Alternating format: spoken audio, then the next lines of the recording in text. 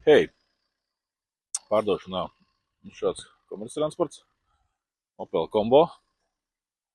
Auto ir atvests no Holandas. Šādi viņš izskatās. Īsts kraus auto. Ir piekabes āķis, ir nopietns jumta bagāžnieks. Auto ir 2010.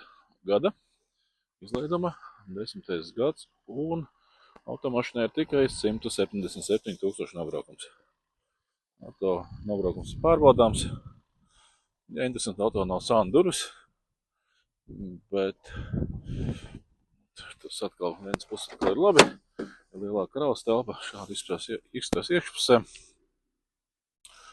Kravas telpa ir gan iespēdīga šādai nelielai automašīnai. Aizskatās no aizmugures. Automašīnai ir 1.3 dīzels. 3 dīzelīts.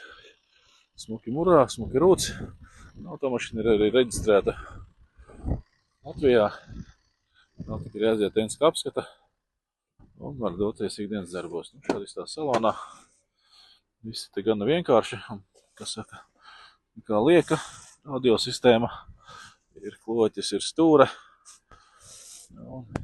beņķi, viss, kas vajadzīgs, lai ikdienā braukātu pa darbiem,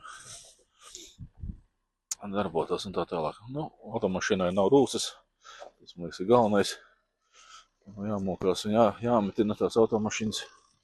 Šeit viss ir kārtībā, ir kaut kādi skrāpējumi, ir kaut kādas nelielas buktītes, bet tiešām ļoti nekas tāds sīkumi, kas man liekas ikdienas darbiem netraucēs. Slieksnīts ir smuks taisns, aprūsējis. Prasts, vienkāršs darba auto. Samērā lielu kravnesību. Viss ir vajadzīgais, lai, kā saka, ikdienā labi strādātu.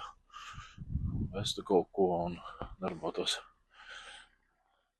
Tā kā tāds auto ir. Ja tev interesēja, brauc ciemos, zvani, raksti, ņem ciet.